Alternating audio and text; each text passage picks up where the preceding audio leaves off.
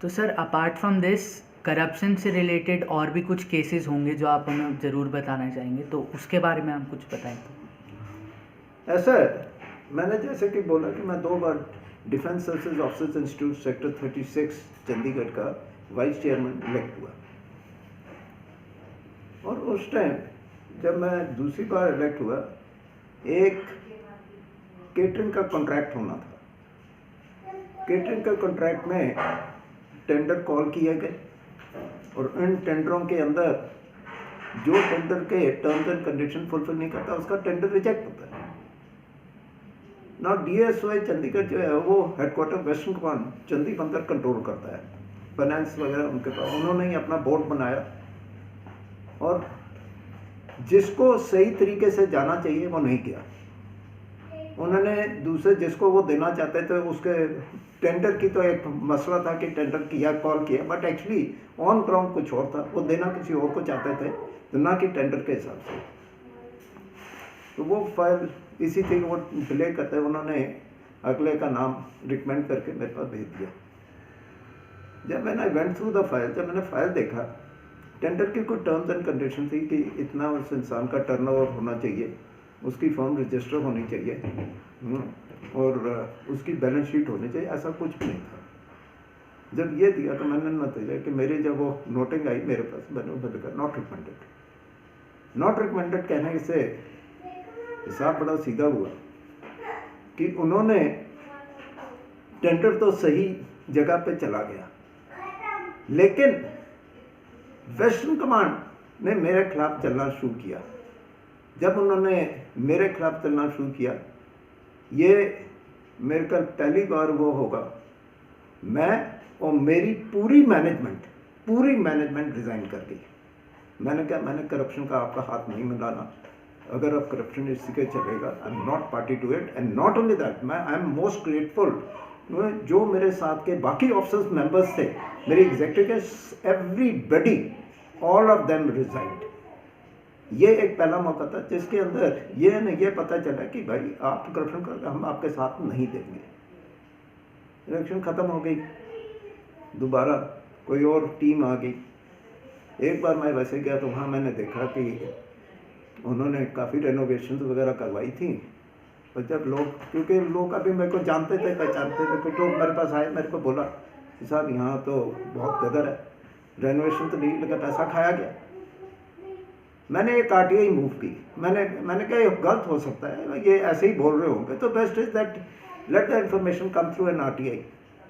मैंने RTI move की। उस RTI को 13 ऑफिसर ने साइन किया जो मेंबर थे DSOI के।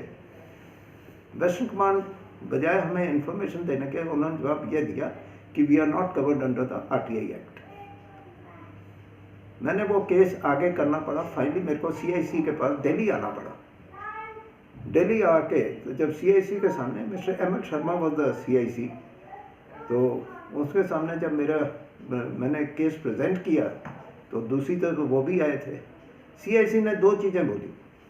एक तो बोला कि जो आपने खर्चा किया, ये आपका खर्चे का मांग रहा है, तो खर्चे का इन्हें हिसाब बता दो। वो कहते जी हमने नोटिस बोर्ड पर डाला था। उसने कहा अगर नोटिस बोर्ड पर डाला है तो वो उसकी कॉपीज इन्हें दे दो। और दूसरा था, कुछ रेनोवेशन के अंदर उन्होंने कोई टेम्परिंग की थी बीम की। बिल्डिंग के अंदर बीम की अगर आप टेम्परिंग करते हो, कल कोई अर्थक्वेक आता है, वो तो छत आपके सर पे गिरेगी। मैंने कहा कि इसमें मेरे को यह बताया जाए कि किसी स्ट्रक्चरल इंजीनियर ने इसे सेफ डिक्लेयर किया, उसका भी सर्टिफिकेट। मैंने कहा सर्टिफिकेट, उन्होंने कहा सर्टिफिकेट तो सर्टिफिकेट नहीं। कुछ दिन के बाद AGM था। AGM के दौरान मेजर जनरल BK गुहा जो कि चेयरमैन था एक्स ऑफिशियल, AGM के अंदर यह बोलता है कि किसी मेरा नाम के अफसर ने केस टेकअप किया था CIC के साथ, तो CIC ने हमें यह बताया कि DSA is not covered under the RTI act. मैंने अगले दिन आर्मी कमांडर को चिट्ठी लिखी। मैंने कहा ये उसका फैसला है CIC का है, अगर ऐसी कोई चिट्ठी मिली तो उसकी कॉपी दे दो। कॉपी क्या देनी थी, उन्होंने कुछ इन्फॉर्मेशन मेरे को लिख के भेज दी।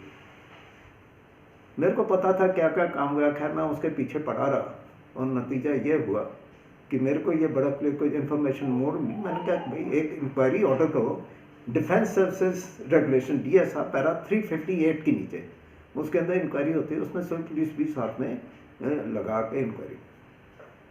उन्होंने इंक्वायरी तो ऑर्डर नहीं किया, AG बुला के मेरे को टर्मिनेट किया है। मैं कहीं हमारे ऊपर नाम लगा रहा है कर रहा टर्मिनेट, मेरे को हाई कोर्ट मूव करना पड़ा। नतीजा है हाई कोर्ट से मैं केस जीत के आया, हाई कोर्ट ने मेरे को दोबारा रीइंस्टेट किया। वो आज भी, और साथ में justice Masih Punjab and Haryana high court, उन्होंने मेरे को बोला कि ये केस जो है आप उनके साथ लगाओ, इकोनॉमिक ऑफेंस है। अभी वो केस अभी भी चल रहा है। अच्छा। उसकी जो है जजमेंट हुई। सो नतीजा है कि इस किस्म के करप्शन, यही नहीं, एक मेरी चिट्ठी आर्मी चीफ के पास गई। हमारे आर्मी में एक एडिशनल जनरल ब्रांच होती है जो डिसिप्लिन को देखती है, उसके जरिए वेस्टर्न कमांड में गई। उन्होंने लिख के भेजा कि हमने इंक्वायरी की थी और इंक्वायरी में कुछ नहीं निकला। तो मेरे ही केस, एक केस के अंदर जो मैंने फाइल किए थे, उसके अंदर जो सेक्रेटरी था DSI को, उसको जज ने हुक्म दिया कि भाई आपने जो इंक्वायरी की कॉपी ले आओ। बाद में वो आके उन्होंने ये बोला कि जी इंक्वायरी तो कभी हुई नहीं थी। मतलब कि शरेआम झूठ। और मेरे को इसमें कहते कोई शर्म नहीं आती। ये 2012 से केस चल रहा है, आज 2020 आ रहा है, नतीजा क्या है? केस वहीं का वहीं खड़ा है। Number of army commanders have come, but none of them have had the moral courage to order an inquiry.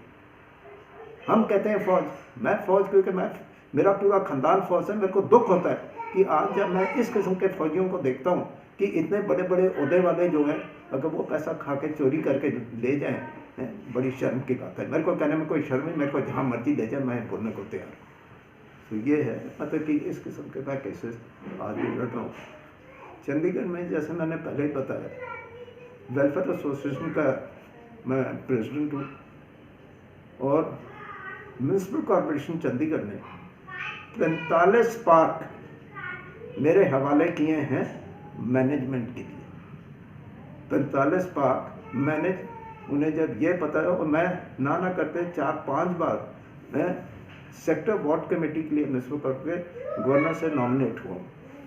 सो आज थोड़ा बहुत नाम चलता है, लेकिन मकसद यही है कि काम, पार्कों में भी लोग कह रहे हैं कि काम हो रहा है, पार्क अच्छे मेंटेन हो रहे हैं। सो सर, ये काफ़ी इन्फॉर्मेशन आपने प्रोवाइड कराई हमें, being it army, being it passport office, being it any other area. But जो मसले आपने सुलझाए हैं उनके लिए हम आपका धन्यवाद करते हैं और आशा करते हैं कि आपका केस जो अभी तक कोर्ट में चल रहा है वो जल्द से जल्द ख़त्म हो। तो थैंक्स फॉर दिस।